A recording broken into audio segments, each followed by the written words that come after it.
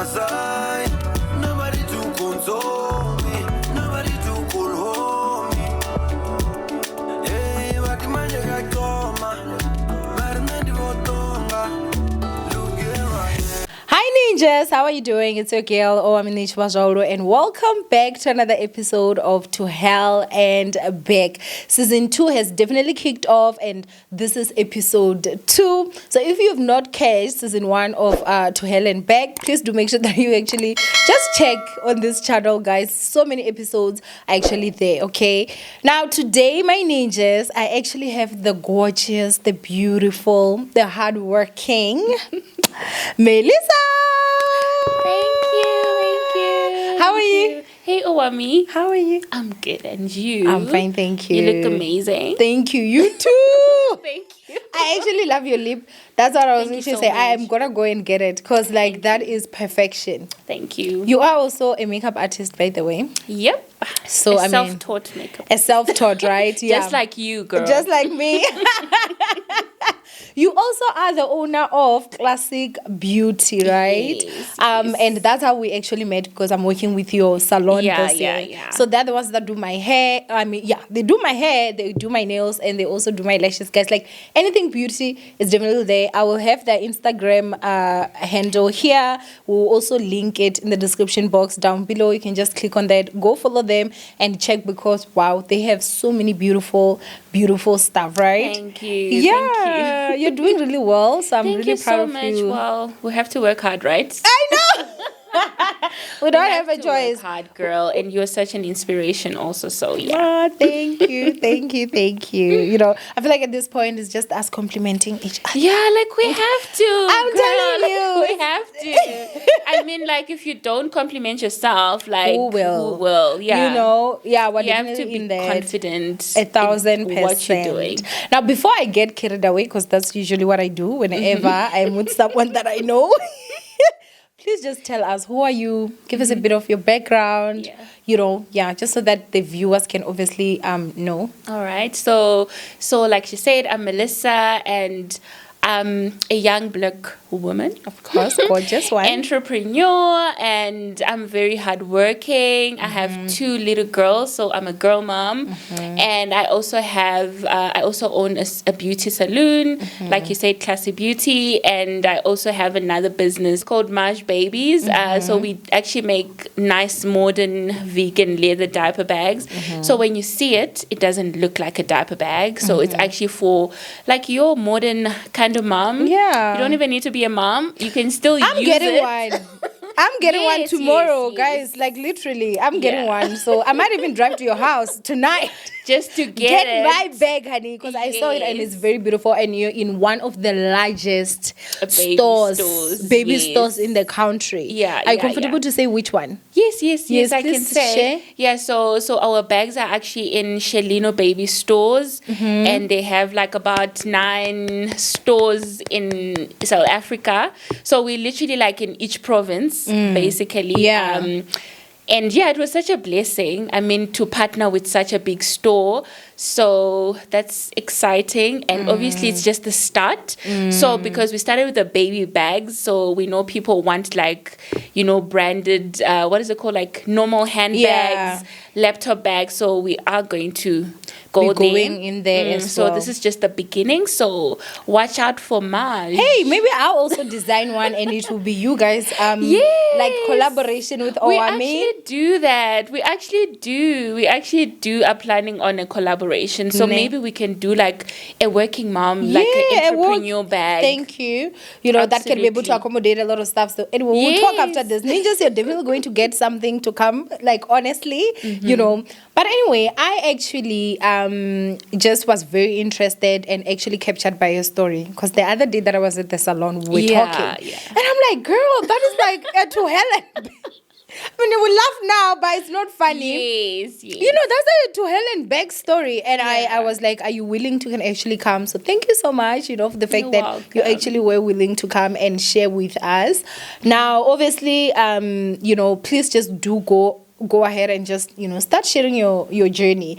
For safety reasons, we're not going to be naming any names of institutions or drugs or diseases or infections. Yeah. But yeah, I feel like honestly there's like something very important to actually learn. Yeah. So like a few years back, I was like pregnant with my baby, and then something happened in the world. Yeah. And then, so I was a bit ignorant about it, but I decided to, I think after I had my baby, just because of the news around, I got a bit scared, just because I had not like gotten a vaccine. So then after that, I think it was probably sometime in November or so, I decided to go get one because I was like, oh, what if something actually happens because I didn't get one? And then I did go get one, and then after a few days, I got sick. So it was just like flu. I think it was flu.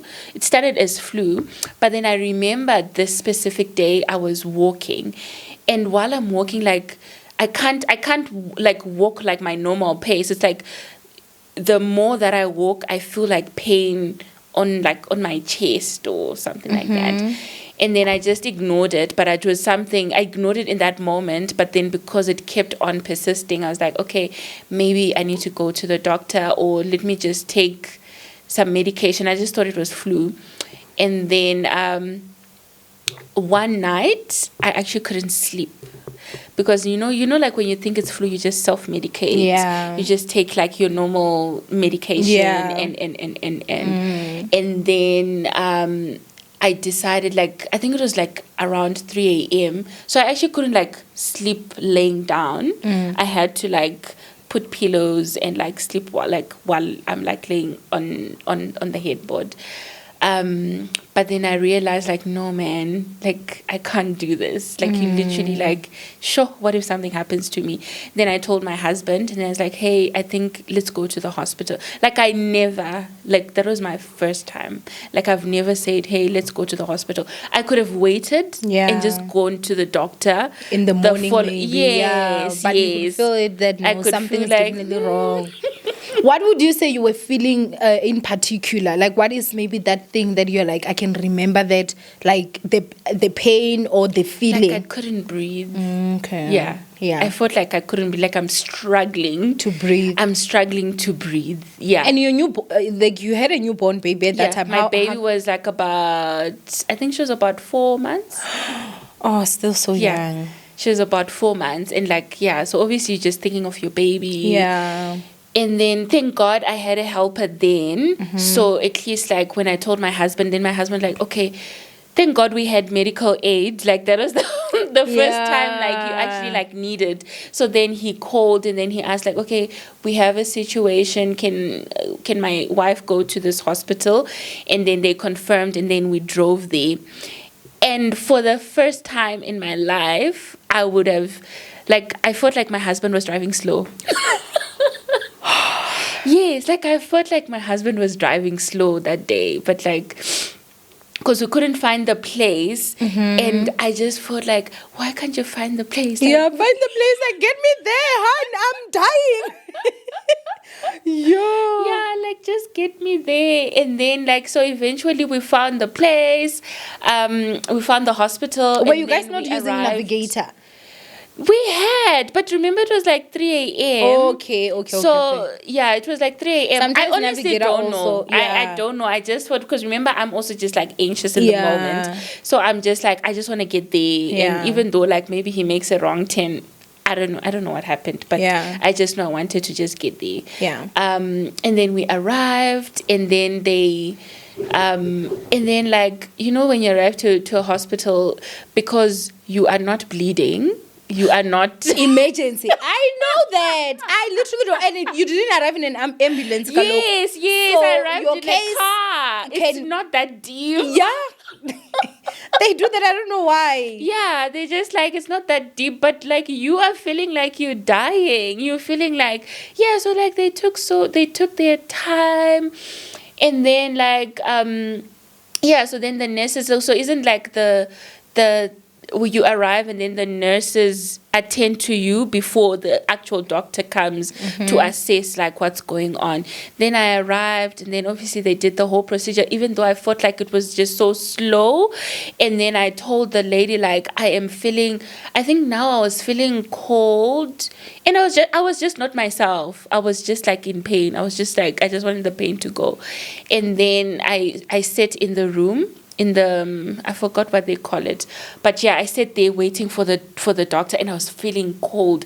I even asked the nurse, like, can I please have a blanket, and can you close I think the window was open. I asked them to close the window. I was very cold. And then I think she gave me some medication. Did she put me on a drip? She gave me some medication, and then I actually threw up. And I actually threw up, and it was so painful. I threw up, and then I guess she didn't know what she could do, and then I just sat there, and then waited for the doctor, and then my husband couldn't even actually come in because like there were restrictions. There were restrictions, so I was just there by myself. That was so hard. And then I just texted my mom, my family. I was like, hey guys, I'm like in hospital. And then they were just like, oh, okay, we'll speak to your husband and just hear what's going on. And then later on, the doctor came, and they're like, no, we can't let you go. We still need to run more tests. And then they did that. They did the COVID test, yes, the swab thing. Then they did that, and they're like, oh, okay, we'll only get the results later, but because of your condition, the way you look, we're going to admit you. And then that's how I got admitted.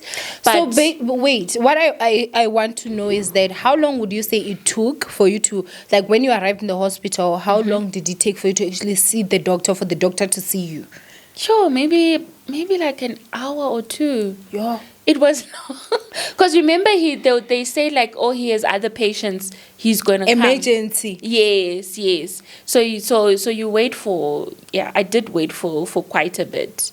How are you feeling when you were waiting there? Very anxious because you don't know what's wrong with you. Yeah. Because remember they don't give you any medication. Yeah. I think maybe if you just say maybe you're feeling pain, they'll probably just give you something for pain in that moment. But if it's like a different thing, it's not going to help. But that's also very much unacceptable. Hey, if I'm in a private hospital where I'm paying thousands and thousands, possibly hundreds of thousands, I don't want to wait for an hour. Yeah. Like that's like public hospital status. I actually that's remember.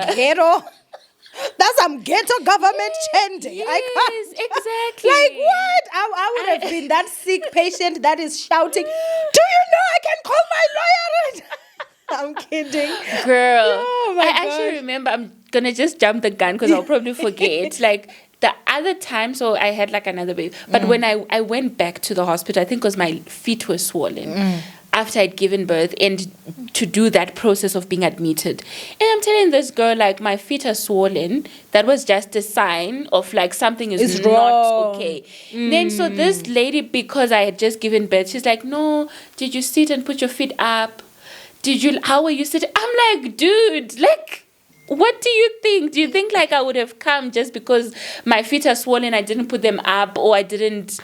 Only to find out like it's like a very serious condition. Yes, exactly. So sometimes those nurses, they really take, it's like you feel like they're taking things very lightly. Yeah. You know, I do have to say, because some of you guys know that I used to be a nurse. Yes, so I think that this is the thing sometimes that happens. As a nurse, you see so many people that are in worse condition. So when someone comes and they just telling you. Because you have a very mellow tone, so even when you're in pain, you're still just like, she's fine. We'll see after 12, which is bad. So if you really want help fast, the moment you get into the hospital, just then now you're in emergency. Everyone is gonna run for you. I'm telling you, like it's a trick, that's okay? True. That's which true. Okay, if you're because you are walking, trust me, if you are walking, I'm like, this one she's fine, but you actually not okay. Yeah. So okay, I'm so sorry to distract you. So you're now seeing the doctor. Yeah, so I saw the doctor, and then I had to get admitted, and then they took me to the room. Yeah, and I was alone in this room. Cold room, I assume. Yes, like obviously it's cold. Like the hospitals are not warm. Yeah, that's what I'm saying because I know. Like, Yeah. Then I was alone in this room, and then I'm just like so scared. I'm like, okay. But after that, so after the doctor saw me, they put me on a drip. So whatever it is that they put was like it kind of helped with like the pain and the like not breathing properly. It helps that in that moment. Okay. So I had to do like a lot of tests, but because remember it was still in the AMs. The nurses, so they did take bloods, and then during the course of, so now the following day, then they like I had like the other specialists coming to do test on me to see what's wrong, and then apparently I actually was positive for COVID. Okay. I actually did have COVID. And then they started testing me, and then I was on treatment. People would come and like treat me, like do some physio, the coughing, and. So at least that process was fine, because I think after that I was now getting better. But it's just the thing, because it was my first time being in hospital. The treatment was fine, like from the nurses, it was okay, but because you just like scared, because the doctor now had not come to say, okay, yes, it's COVID. I just thought maybe, okay, it's just COVID. But then he came back, and then he gave me the results. It's like, okay, so you do have COVID, but then we also saw that like you have like a cardiomyopathy problem. So I'm like, okay, I don't know what that is. What is that? Just like, oh, you have a heart problem. And I'm like, okay, but okay, what do you mean? What is that? Because I didn't have that. So what is that? Yeah. Exactly. What is that? And it's like, no, it means that your heart is not functioning properly, and because you also got this COVID. Yeah, you also have COVID, so obviously it's like coming up now, but I don't know if it's only coming up now because I got sick. But anyway, so I had to go for tests that were very expensive. I had to go in machines. Thank God I had the medical aid, because if I didn't have it, there's no way. Like I probably would have just been treated for COVID. Yeah. Only. And then so I stayed in hospital for like I think for like a week. And remember, you don't get any visitors. You don't get any visitors. So it was a very scary time. But I did obviously get better, like as you stay for longer in the hospital. And then so after I got discharged, then I had to take medication for my heart, because like now apparently it was like now on the weak side. So, but like what I want to know is that what is it? Did they you said what? Cardiomyopathy. Myopathy. What is that? Like, okay, your heart is not functioning proper. Is it an enlarged heart? Is it? Yeah. So it was enlarged. It enlarged basically. But they could not tell you like from which time to which time, like maybe the time frame or something. But what I want to know is that before you received the vaccine, was you breathing properly? Yes. Well, I don't know why I speak English like that. I want to say were you, but because it's fine. Sorry. No, but that's how you speak, so it's actually it's how I speak, guys. I'm sorry. No, but this is something very serious. Yeah. So you were fine. Yes. Up until you got a vaccine of something, and all of a sudden you're having COVID, you're having an enlarged heart. Okay, so how many days would you say after you got a vaccine, you started like not feeling well? After like 3 days. And how many days did it take you for you to now go to the hospital? The 3 days. Because it was like very from bad. Day one, From day one, I think day one, I remember like after I took it, I was fine. So day one, because I think I took it like in the afternoon. And then the night was fine. So the following day, that's when I started to feel like a bit fluey, and like when I walk, I feel like I don't know how like that part is kind of associated to the heart or Which part? The walking? Like yes, like no, it's because remember for you to walk, blood. also your heart is pumping blood. and Yeah, so it's yes. sort of almost like exercise. You know, you're Yes, walking. yes, so your yes, heart yes. is gonna have to work a bit more. It's not like when you're sitting. So Yeah. that's why maybe the walking was now a yeah bit difficult. because that's what made me like very, if it was just like feeling fluey, I was just like, ah, it's fine. But it's that part of like, oh, I couldn't even walk to that side and not feel, and not feel pain. Had you been like going out and everything like before you received the vaccine, where you would actually think to say maybe this is where I contracted COVID? No, because remember I had a small baby. A new baby, yeah. So you I were was very literally, cautious. I was even still on maternity leave. Yes, I think, yeah. So I wasn't even like moving up and down. So, and I was very cautious that I have a small baby. Yeah. And I didn't have, and also I would think that, because remember I was pregnant and I had a good pregnancy. I never had any complications. I even had like a natural birth. So if I had any problems before, it would have arose during the during pregnancy the because they do so many extensive tests and you were going private. Exactly. Because they do all those tests like when you're pregnant, like you do like all the bloods, the scans, and because they need to see like if you're high risk or not, and I wasn't. So wow. Did you communicate to the doctors that, well, I got a vaccine today and like 3 days ago and now I'm here, and what was their response to that? The response was, don't get another one. Yeah, that's when I realized, like, what do you know that I do not know? And you is a doctor, like, yeah, that's what he said. So he literally said to me, like, I think when I was in hospital, Shem, he was a very nice doctor. When I was in hospital, he didn't really say much. But when I went for the checkup, like, so I was in hospital, and then after a week or two, he was like, please come back so that I can see how you're doing. Because now, remember, I'm now on all this other medication. So he wanted to see how I was doing and also to check if I'm no longer, if I still have like the COVID. So I went back. So then that's when we were now talking, that's when he was like, no, for you, please don't take the second dose.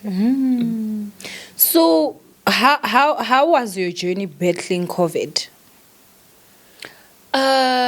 So it wasn't like bad to that point, like other people had to get oxygen and so I think I didn't get to like need but oxygen. Were you now isolated when you were home? How were you now going about? You've got a 4-month-old that I'm sure was still breastfeeding. Yeah. So now you can't breastfeed. I actually had to stop breastfeeding because of the medication. How did that make you feel?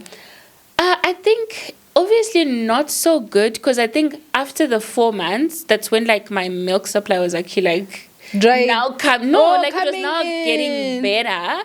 So I had to actually stop because my doctor was like, no, the medication you're on is not going to be good for the baby. So you have to stop breastfeeding. So I had to stop breastfeeding and put the baby on formula. Yeah. And then now I need to start taking medication every single day. I need to remember to take medication every single day. Like, okay, the condition, the enlarged heart, do you still have it right now? So they said but now it's better. It's getting better because of the medication. Did they say you will ever get to a point where you can stop taking your medication? So they said yes, but it will take some time. It will obviously take some time for it to get, because it needs to go back to its original size. Yeah, to its normal size. Yeah. But then did the doctors ever maybe say what could have been the reason why all of a sudden you are having an enlarged heart, which you clearly did not have 4 months ago when you gave birth? What could have made it to be so large to a point where now walking was now a problem. Was a problem. Yeah. Yeah, I think it obviously, because I think, with things like that, I feel like I'm not a doctor, but I think it's like a gradual thing. Yeah. I could have picked it up, Yeah, definitely. Yeah, Okay, you have a slightly high, heart rate or a slightly low something. And all of a sudden, I also started having high blood pressure from that. So now I had to go on medication for all those things. Okay, so now I had to get used to being on medication, and then that was fine. And then after a few months, so the medication that I was on on contraceptive, right? So then because remember the medication I was on, apparently, I also had, I missed something. I had blood clots.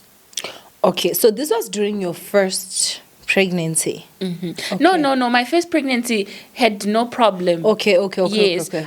After, that's when remember the COVID thing? Yes. So when they did the test, they also found that I had blood clots. Yes. And those are very deadly. Yes, exactly. So it's the enlarged heart and then the blood clots. So now the BP. Yes, and also now the blood pressure. So now I was being treated for all those things. And then so in that period, so now I'm on medication, and then I fall pregnant, I think after about 6-7 months, I fall pregnant again. I mean, no sickness will stop any action in this household. Girl. Enlarged heart or not? Or not. We are normal. Okay. Yeah. So then I fell pregnant.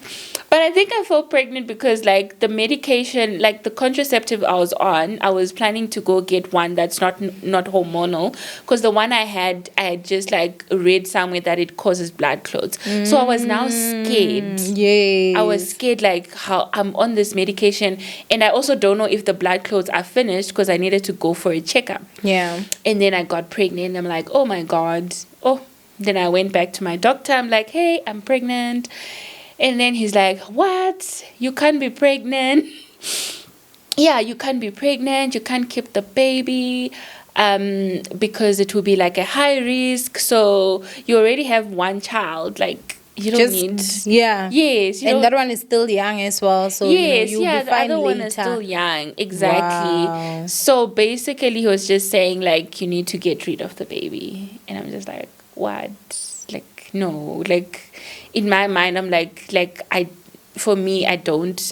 don't feel comfortable doing that. But I'm just yo, God, why? And then I'm like, okay, cool. Then he set me up with a gynae. So I didn't go to my gynae, to my usual gynae, because I had moved towns, so that one was closer to where I stayed, and I just went there because that my GP knew him. Okay. Then I went to the gynae, and then he did some tests. Then he's like, everything looks fine, but because of the medication you're on, we don't know if the baby is fine. We can't test right now. Maybe the baby is gonna be abnormal. Yeah. Because of the condition you're on, when you give birth, you're going to need to have a cardiologist. Sure. You're going to need to have so many people in the room, so everything to just it was just scary. Yeah. And you'll be a high risk. And they explained the worst case scenario, Yes, which can be very intimidating. Yes. And for me, it's the medication part. It's what ifs. It's not this is gonna happen. Yeah. So then I'm like, okay, it's a what if, but what if the baby is fine? It's fine, yeah. Yeah, you've checked and it looks like the there's baby's nothing fine. wrong. Yeah. Yeah. So why would you just? So when you went to the hospital, to the doctor, tell the doctor that you're pregnant and everything, how many months were you? I think I was Probably about 2 months. 2 months, okay. Yeah, that's like what, 8 weeks. Yeah, something like that. yeah. So it's about 2 months. So when you're 2 months, they're not able to test like the baby itself to see if the baby's fine. Yeah. They usually do it. I think it's up to about 4 months or so, Yeah. 3-4 months. So now there was this thing of like, remember I'm on medication. So now do you continue with the medication because you know the medication is not good for the baby? Or do you stop Or and do you risk stop the and clot's risk- coming back and the heart now malfunctioning even more? Yo. So what did you decide? Yo, that was a tough time in my life because I didn't know. Like, I actually didn't know what to do. Well, I want to also just know your partner because you're married. Yes. What was he? So he was all for like, we have a baby already and like your health is more important. So he was basically choosing with his wife, which I Yes. feel like that's something that everyone in that position Yeah. would. I would also advise you to say, Yes, listen, to say no. we have a child. If you risk it, you leave a child, Exactly. things like A that. child without a mom, which I'm yeah. sure was a very stressful situation for all of you guys, your whole family and everyone. Yeah, Wow. it was because also now you have a thing of like, so yes, my health is more important, and then you're also coming from a background of like We're you Christians. can't- Yes. I know exactly what you mean. yes, you're Christians. Like Yeah. you don't don't do God those has stuff. God has Yeah. blessed you. You don't do that. So I was like, okay, wow. I was just like, okay, so I think my husband is like, okay, no, we're just gonna go through the process.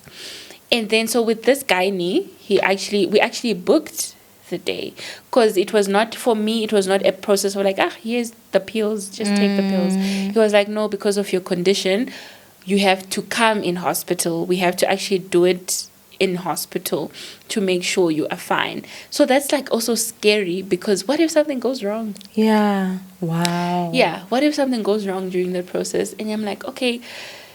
Yeah, and then I spoke to my mom and I told my mom because my mom is all Christian, and then she's like, no, you'll be fine. Like we don't do that, And it's like, okay. So now at the end of the day, it's my decision to make. So all these people can say, do this, do that. But at the end of the day, I have to decide. You have the final. Yes. So, so that same day, the same day I saw that gynae, he was a guy.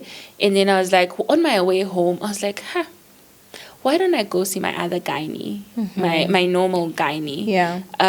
She was like, because remember I'd moved town, so I had to drive All the way on the other side of the town. Yes. And she's a very busy gynae. So like you can call to make a booking and you're only gonna get it in like 2 months. a month or 2 years. Yeah. Exactly. So then I called and I'm like, I need to see the doctor. I'm her old patient. And then they gave me a date and I'm like, this is like a very crucial, situation. So I'd really appreciate an appointment that's like much closer. Yeah. So thank God they did manage to like squeeze me in. So remember I saw the gynae and then we booked an appointment for like within a week to come and do the procedure. And it's like, okay, cool. I'm like, okay, during this time, let me go and see my old gynae to just get a second opinion. Yes. And then I went to see her, I think maybe after a day or two. And then she saw me. She's like, oh, she was so excited to see me. It's like, oh, are you pregnant? She's like, oh, yay. I'm like, yes, but there's a problem. And then, so I think because she's someone maybe who like knows she knows me. She didn't like just say, oh no, you can't have the baby. Like she wasn't negative because from the other doctors it was all like no professional. no. Like it's like, okay, you're just a patient, and that's why I feel like it's very important to have like your doctor that knows you, your own gynecologist, your own GP. Like those are very, very important because when you're seen by so many different people, you're just a client. Yes, exactly. You're just a patient, basically. Yeah. And I think also for me with the other doctors, because I just told him like, oh, I'm pregnant, and he's like, oh no, you can't. But they didn't even like say, okay, you're pregnant. Let's do some tests. Let's see where are you at now. They didn't check my heart, like how is it doing now? Like they didn't do any test. It was just like, oh, because I know you have a heart problem, you can't have a baby. So that was also a question mark for me. So with my doctor, she was like, oh, okay, so they say you can't have a baby. Let's do the test. Then she booked me in hospital, and then we did the test. She spoke to her other cardiologist, the specialist, and they came. I actually was in hospital for like 2-3 days just for tests. To see, like, for them to make a decision. So I appreciated that, because that's showing me like you're not just saying no, dismissing you. Yes, they're actually putting in effort to say, okay, we know you are pregnant, you love and your there's baby, this condition, but let's see how best can we check, is the risk worth it, how, yes. So we did all the tests, and all the tests were fine. Like there was no even like this is not looking okay, this is like, no. So my doctor is like, no, so we know that there's this problem, so I'm going to monitor you with the pregnancy. Of course, if you decide to continue, yes. Yeah. I'm just telling you this is what I found, and this is how it looks. And remember, they had told me like, oh, when you give birth, it has to be like a C-section. You're going to need to have people in the room. And my gynae was like, no, you are able to have a natural birth. Like, there's no need, you shouldn't like foresee to say, you know what, you foresee the worst. So think of the good instead of like, no, it's going to be bad. Yeah. So, and before like I went to see my normal gynae, I was even like, I say to God, if I'm supposed to have this procedure, I need to get a confirmation before I go. So I submitted my documents to medical aid, and then I just left it like that. And when the day came, I didn't have a confirmation, like from hospital. Yeah. So sorry, it's actually from the medical aid, because they had to. The hospital was booked. Okay. They just needed that authorization number. Yeah. Yes. So I had just said, oh God, if I'm supposed to do this, I will get the authorization sooner, and then I'll send it. If not, I won't get the confirmation, And to my surprise, the day came, it was a Wednesday, and then I didn't have a confirmation. I didn't go. What? You just ghosted them? I didn't go. Yeah, I didn't, and it was booked. And for some reason, like, I think after I went to see my other doctor, I was at peace. And when that day came, I literally woke up. I didn't think about it. It was only during the day I'm like, oh, I was supposed to go today. Yes, yeah. I was like, I was supposed to go for the procedure. And then the confirmation I got the email from the medical aid like 2 days after the scheduled date. Imagine. So now, obviously, on that date, it was no longer booked. The date was booked and passed. So you basically took that as a sign to say, okay, God is saying that go through with this pregnancy. And so you did. So I did. Yeah. And then, so I did. And then in terms of medication, because remember, the other cardiologist, they did test. And she was like, no, you can stop the medication. Okay. And then continue with the pregnancy. You don't need to take medication. So I stopped the medication and it was fine. I had a normal pregnancy. I didn't have any complications. But were you not nervous? Were you not like constantly on high alert if maybe you walk and your, because those are normal things that happen during pregnancy. Yes. Maybe your heart rate is like, you're like, oh my God. Were you not like anxious? No. Wow. That's beautiful. I actually wasn't. I think I only got anxious when, I think after 4 months, when you have to do that test to see how the baby is. Okay. I think I just got a little bit anxious about that. But we did the test and the baby was fine. There were no abnormalities. Like everything was fine. Everything was okay. Then it was fine. So I think when I was approaching the end of the pregnancy where I have to like give birth, that's where I now got anxious of the giving birth part. Yeah, because you're like thinking of doctors, full room, them chopping you and everything. Yes. But remember, my gynae had actually said, you're having a normal birth. Okay. You're not having a C-section. Okay. And I was also just scared. So if it was a C-section, it would have been like on the day, like the complications. But the booking was actually a normal birth. Okay. And then, so I was really scared because now I'm thinking like, that doctor said you give birth, you have like, maybe, you know, I'm not going to be able to push. Now I'm thinking, my heart is probably enlarged. Because I've not been taking medication. Yes. So when I'm pushing, what if my heart pops out? Like, I had so many scenarios and thoughts in my head. I was very, very scared. But then when the day came, my doctor, thank God for my gynae, she's a very, very sweet person. And then, so the day came, I actually didn't know like I was going to give birth. Like I was actually going for a checkup. And then I went and like, was like, oh, you're in labor, girl. Yeah, then like, okay, and then they had to book me upstairs, like in the hospital, because her rooms are in like the hospital. Yeah, and then the day came, and then I was like so scared because the nurses and like they were so relaxed. You just like, guys, I have got a heart problem here. Everybody better Are you stop. prepared? Are you prepared for me, guys? I don't want my heart to pop up.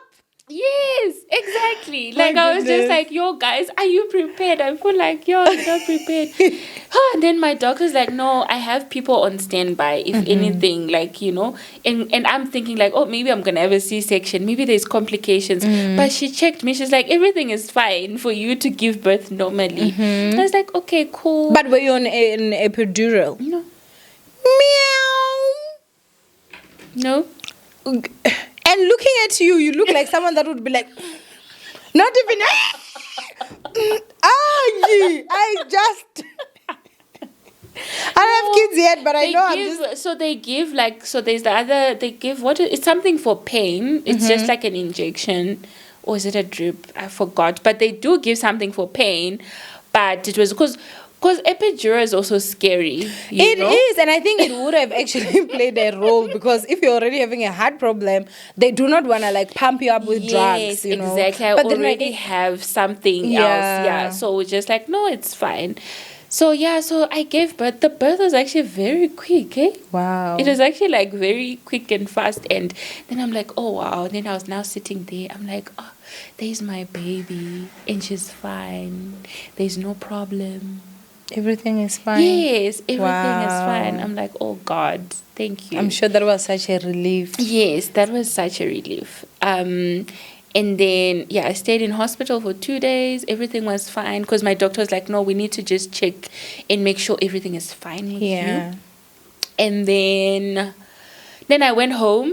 And then after 2 days, No, it was on Christmas Day. So the Christmas Eve. So I noticed like my feet are swollen. Like they're not going down. Because after you've given birth, like they're supposed to like go down, right? Yeah. But I actually gave birth on the 21st of December. Yeah. Yes. So then on the 24th, I'm like, my feet, they're not like, you know. Were you still in the hospital or were you home now? No, I was now home. How did you sleep in the hospital when you gave birth? Okay. I slept for 2 days. Okay. Because remember my gyno was like, I just want to monitor you to make sure everything is fine. Yeah. So I think, sorry. After you gave birth, did they actually do tests to check if your heart is enlarged because you had stopped taking medication? No. They didn't test. They would check with my blood pressure and just like, I guess, just monitor to see like, I think if I would say, oh, I'm not feeling okay or I'm not feeling this and that, then maybe they would be like, but they didn't. No, we didn't do tests. But after giving birth, when they checked your blood, your BP, everything was fine. Okay, so there was no alarm to have to check. Yes, everything was actually fine. And then. Then on the 24th, Yeah, the 24th, I saw my feet were swelling. I was just like, okay, maybe they'll be better. Then I just tried to also elevate my feet when I sit. And then on Christmas Day, the morning was fine. I actually cooked. And then around in the afternoon, I just started feeling down.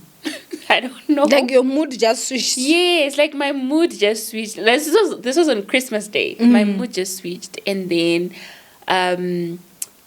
what did I do? And we had Christmas at home because I just gave birth, so my in-laws and my family, they came to my house, and then after that. So I think in the afternoon, so after have your Christmas lunch and then people are just sitting, then I was like, guys, I think I'm just gonna go take a nap. Then I went to take a nap and I was feeling cold. I started feeling like I have a fever for some weird reason. Okay, I'm feeling a fever. And then I called my mom. And guess what I said to her? I was like, please pray for me. Like I honestly don't know. Like we just call someone and just say, please pray for me. I don't like those. Like, where are you? Yeah, like only rush now, to the hospital. Yeah, like only now I think about it. I'm like, that was like not normal. Like I just felt a fever. I think I don't know. I honestly don't know. But I just felt cold, and then I just felt like I'm not okay. And then I told my husband to call my mom to my room. And then I told her, and I'm like, I didn't even say I'm not feeling well. I just said, please pray for me. And I'm sure maybe in her heart, she was like, hey. So she started praying for you? Yeah, and then she prayed for me. And then I said, can we go to the hospital? I'm not feeling okay. Wow. Yeah. And then we went. And it's not like, like you see someone and you're like, hey, this person is now dying, or like they don't have power, or like they fainted. Like I just said, okay, let's go to the hospital. I don't feel okay. And they're like, oh, okay, it's fine. And then we went. And then when you get there, then you meet those people just looking at you like, ugh. This one is just a slay queen that is... Yo, Mara. Yes. And I'm like, remember, this is Christmas Day. Like, who wants to go People to are actually literally in slow mode, hey? Yes. Like, yo. And then I get there, and then they're like, oh, what's wrong? And then I'm like, no, I gave birth like 2-3 days ago, so I'm not feeling okay, blah, blah, blah, blah. And then they're like, then they started taking the blood pressure and all that. They're like, oh, but why did you come? So because I'm just like, I had a fever and my feet are swollen. So they just thought like, this girl. Why are you here? Yeah, exactly. But did you explain to them that you actually have a heart condition? Were you back to your medication now? Them, no. Oh, because you were breastfeeding? Yes, exactly. Okay. So, and I was going to go for a checkup, and then I guess the doctor will say, okay, now you can start your medication or not. Okay, cool. And then I go, and then while I'm sitting in that room, then the girl's like, yeah, but did you try to put your feet up? Did you try to I'm just like, girl, really? Don't bomb me here. Like I'm telling you, I gave birth 3 days ago. Why would I want to come back to hospital? And it's a Christmas day. Like, so when you guys were going to the hospital, you were going with your newborn? No. Did we go with the baby? Because did you go with your mom? Or it was just I went with my mom. It was me and my husband and my mom. Okay. No, we left the baby because my mother-in-law was at home and my helper and my sister. So we left the baby. Okay. Yeah, so it was just me. And then and then they did some test. And then I had to sit there and wait for the doctor, who took like... Another 25 hours? Yeah, like who took so long. And then I just sat there. Then they were now asking me questions. And then I had to tell them like, no, I had like a cardiomyopathy. So I don't know, maybe it's the reason why I'm feeling like this. And then, remember this is December. So all your medical aid savings are like done. Yeah, my goodness. They're done. So obviously, so the cover I have, it covers like the hospital, everything, whatever that's going to be done. But because my savings were finished and I I had used that cover, like they'll give you like a certain to say, oh, you can do 3 x-rays or you can do whatever. Yeah. So because beginning of the year, I had done those tests. Yeah. Already. It had exhausted. Yes. So I had to pay cash. Are you comfortable to share? Like, how much did you spend? Because I know hospitals are not cheap. How much? They had to, because I told them I have the cardiomyopathy. And then the doctor was like, we need to do a test to check your blood and to obviously check that. So basically this was like a full test to check each and everything on my body. And this test was like about 8,000. Oh, God. Got Christmas with a newborn at home. Sure. And it's December. Yeah. So 8,000 rand. I'm like, sure, okay, what do we do? Thank God that we have side hustles. Thank God that we have business, because honestly, that's where the money came from. Like, I literally took it from that business account. If I didn't have that, because they're literally like, you have to pay it first, because they checked the medical aid. They're like, okay, they do that. I don't know why they actually do that, especially with emergency. I don't think that it's ethical. Because I think that hospitals, they sign this thing off. If an emergency comes, they have to treat, then transfer to like a public. But they don't do that, because they don't do that. They literally told us, like, you have to pay this first before we do the test. Yes, they do that. And because obviously they couldn't see, because with my condition, you have to check and see like what is happening. Because if I just tell you like, oh, I'm feeling this, but it's because of side effects, because of, my heart, or maybe I have the blood clots, or, Yeah, so they literally told us like, oh, here's the invoice. You have to pay this amount first before we take you to the x-ray room. Yo. Yeah. 8,000 gone in literally 3 seconds. Yeah. So we had to pay that money, and then after we pay, then they see the proof of payment, and then they're like, okay, come. And so when they did the x-ray? So they saw, okay, I didn't have the blood clots. So when they did the x-ray, everything was, it was okay, but my heart had now enlarged. Yeah. So they said, so because I was pregnant, and remember I got sick, right? And then I got pregnant like within a short period of time.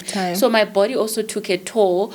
So what the doctor also says, like, yes, you were pregnant. It's like the baby was like, I don't know, like was helping your heart.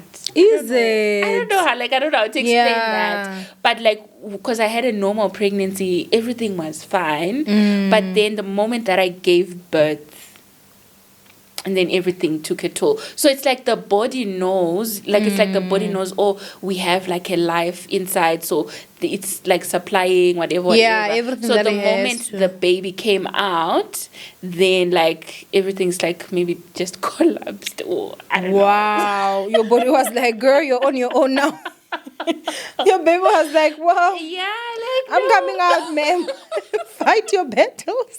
Exactly. My goodness. Yeah. So then after that, I had to be admitted in ICU. Now I had to go in ICU. Yo.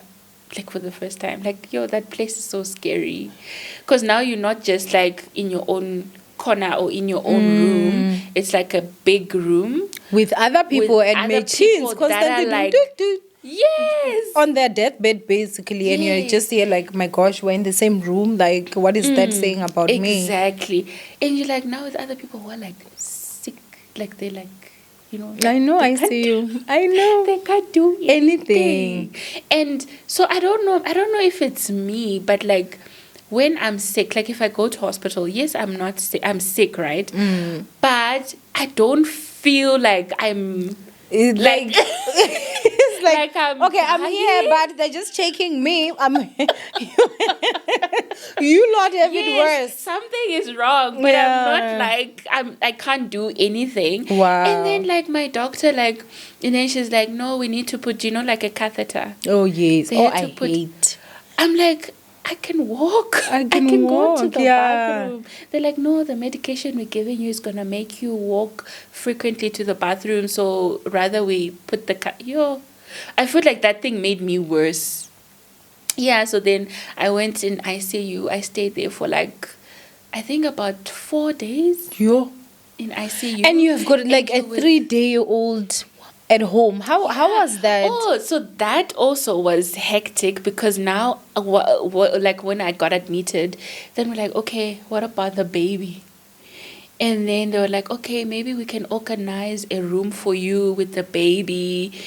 Yeah, we can organize a room for you with the baby. Maybe you go in like on the maternity side or something. Then like in that moment, I was just like, whatever. But like later on, we realized like, no, but you are sick. How are you going to take care of the baby? So you need all the rest that you can get. So thank God my mom was there, and then she's like, no, it's fine.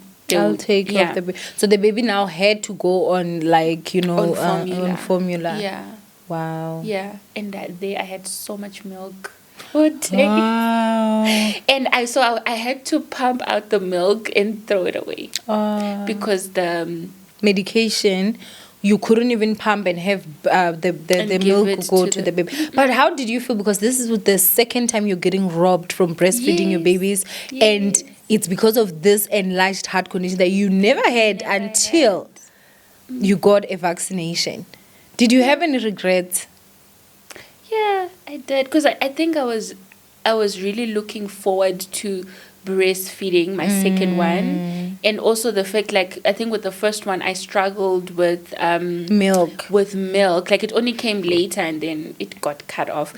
So with this one, like on the second day it was like already like you'd pump in a bottle and like there's like a lot, so you could tell like, oh yeah, it's the supply is good. So I was actually looking forward to that, but yeah, it happened. So then they had to give me like medication to like dry out the milk. But I mean, you're talking about all this, right? Because even when we were talking that day, you really didn't show any emotion like that. But I can see today, like, it's a bit different. Yeah, like, because I think, like, now when you think about it and actually talk about it. Yeah. Because I've actually never, like, people would, like, my family would just know, like, oh, this is the story of what happened. Yeah, they just know. But, I've never, like, sat down and, like, spoken to someone about, like, this is what I've gone through. Yeah. And it's actually like a lot. Like when you actually think about it. It is a lot. But like I've actually never like sat down with anyone and actually say, talk about it. Well, I'm really so sorry that you had to go through all that. Yeah. You know, I really honestly just cannot imagine. It's a lot, you know. It really honestly is a lot. But I've seen pictures of your babies. You've got two beautiful, bouncing baby girls. And like nothing is wrong with my second And nothing is wrong with her. She's a miracle baby. Like, she definitely is a miracle baby. But like when you think of the fact that obviously like, you know, all these doctors were actually advising you to terminate your pregnancy, and literally this is what happened, and that is because you actually had that knowledge of, let me get a second opinion. Yes, would you advise to say that getting a second opinion after you've been given a diagnosis is very important? Yeah. I think it is very important because like I actually look at my daughter and I'm like, girl, you could not be. Take second opinion, Sisi. Yes, because and I look at them now, I'm like and I'm sure you can't even imagine life without her. Yes, like they like nothing. Like she doesn't have any complication, like nothing. Like I'm just like, oh God, like imagine if I had just listened to that doctor. And I think also one thing I can also bet on is also like my faith. Like I also trusted God. I'm like, yes, obviously God, if you want me, like there are times like God will be like, okay, maybe you need to do this to go through this process. But because I trusted like God, I don't know what this is. So if I'm supposed to go through with this, then this should happen. If I'm not, so I'd also say my faith, I think also like worked played for a huge me. Role, yes, played a huge role. And I guess like my child is also like a testimony to say, hey, people can say A, B, C, and D, but God is able to. Yeah, he's the one that has the final say. Exactly, he's the one who has the final say. I also think that, as Christians, because I'm a Christian myself, and someone that grew up in the church with a mother also, like my mom was very much church. I remember her actually giving us advice, me in particular, to say that I know you're going to varsity. If you go then you fall pregnant, please do not terminate. She was like, I'll take care of the baby and everything. I would just be very, very disappointed. But she was like, if you terminate, what if this is the first and last child that you have? So she really did put that in me, right? However, I also do want to say that, getting a second opinion is very important. Getting a third opinion also is very important. However, if you are to get a first opinion, and this is what the doctor is saying, when you go to the new doctor, you don't really have to tell them the history. Like, they should diagnose you. After they diagnose you, that's when you ask questions. Because if you just go there and tell them, then the doctor is going to just go into that, and there might be something that the first doctor missed, you understand? And then if you go to the first doctor, they say one thing. You go to the second doctor, they say the same thing. You go to a third doctor, they say the same thing. I think you should take the doctor's advice.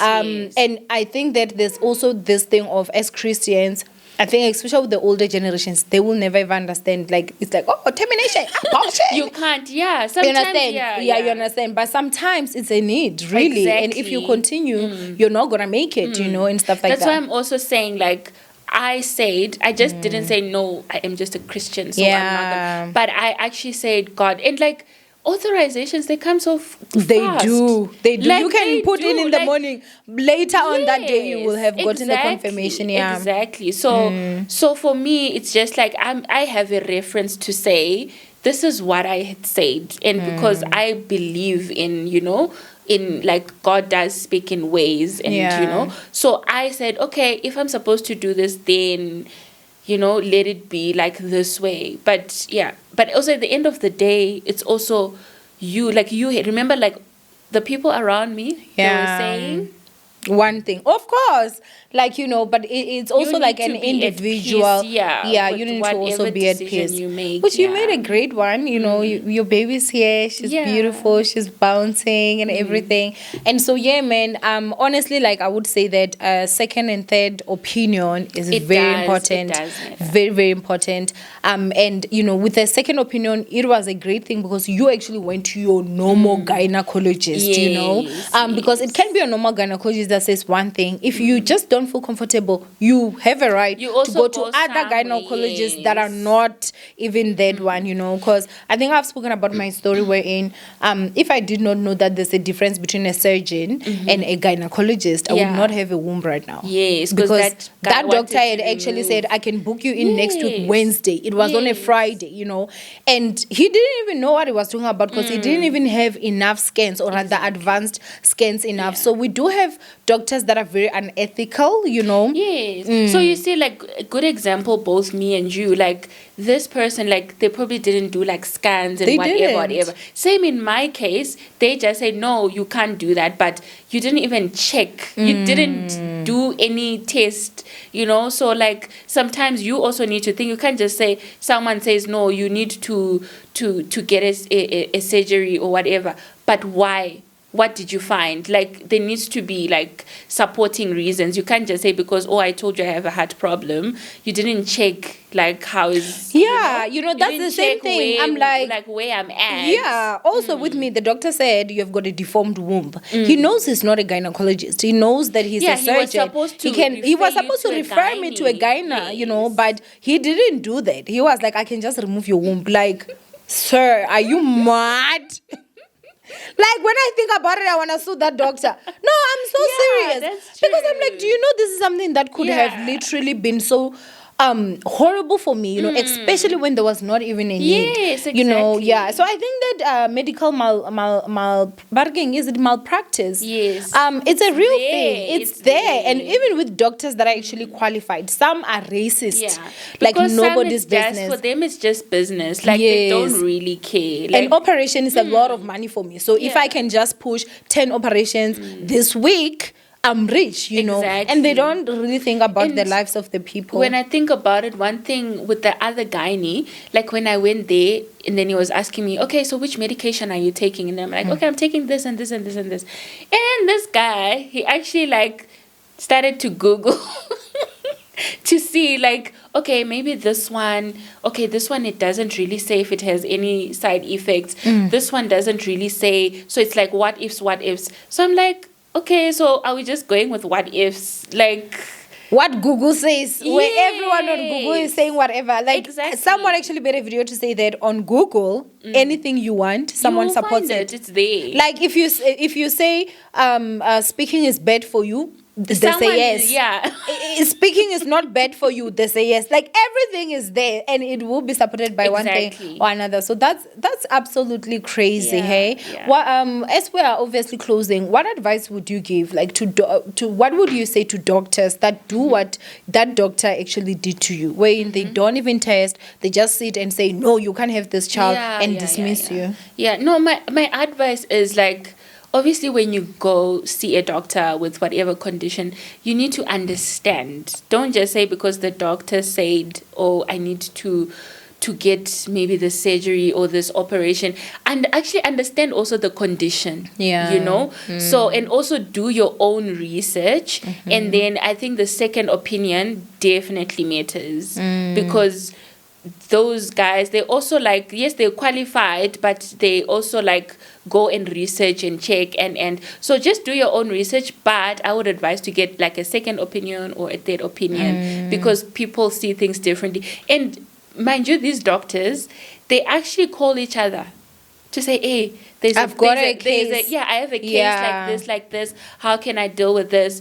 And so that's like a second opinion, you know, because he's probably not 100% sure. True. So I think a second opinion in something that's really like life-threatening, it's very crucial. And also I think the other thing I'm going to notice that most gynecologists, especially if they're good, they're always fully booked. But if it's an emergency, you can be able to maybe just request to say, I'm having an emergency, please. They usually sometimes will be able to hear out and actually get to see you closer. I don't know if you're, you are comfortable sharing your gynecologist, but for me, there's certain information that I can never gatekeep, because I'm just like, we need good gynecologists to save women out there, you know. Definitely. So my gynae is Dr. Roxanne, Dr. Esther Roxanne. She's amazing. Where is she located? She's in Modderfontein. Okay. Yeah, she's in Modderfontein, and she's a lover of, you know, like she's woman such anatomy. Yes, like she's young also. She's very like young, vibey, and she'll never like she's never like all negative. Like she wants to solve the problem. So she would never, like, I can tell you, for example, the other time I went just for like a normal pap smear, and I had like breakout on my face, and she's like, babes, you know, like there's this dermatologist that I used, and then she's like, oh, you see, I used to have this skin problem, you can try her. Like she actually called her. She's like, hey, I have a patient of mine, and mind you, I had not even gone there for my face. You were there obviously, which is good. She cares she's just like, about you overall. So this is the doctor I once used. This is nothing. If the face has nothing to do with her, she could have just done like her job. And I actually went to. She actually called and she booked an appointment for me. That's very good. Yes, exactly. So she's someone who's like she's very like woman, like. She's a lover of women, man. She's a girl. Yeah, she's like, oh yeah. I mean, she's a doctor, but she's a girl. She definitely have you. Definitely. So you guys should check it out. Actually, most of my friends, we actually all go to. Is it? Well, it's always like that. I remember also, because with me, I did also share to say that my gynecologist is Dr. Mukaya. He's here by Sunning Hill.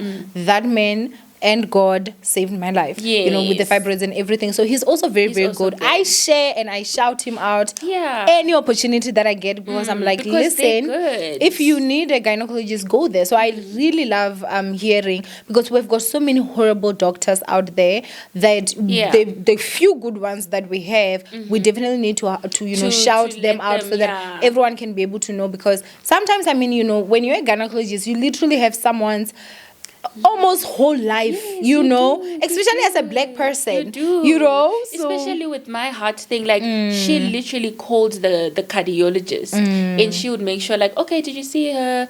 What happened? Like, she would actually ask, like, it Follow doesn't up. concern her, Yeah. but she would actually, like, you know, that's really do great. that. So it's you not are just... a great doctor. We love you. Dr. Roxanne. Shout out to you, Dr. Roxanne. Who? Esther Roxanne. So Roxanne is the surname. Oh, Yeah. Esther Roxanne. Roxanne, Okay, yes. yeah. So thank you so much for taking care of our girl. But thank you so much, Yeah. Melissa, for coming in you're and also welcome. sharing your story.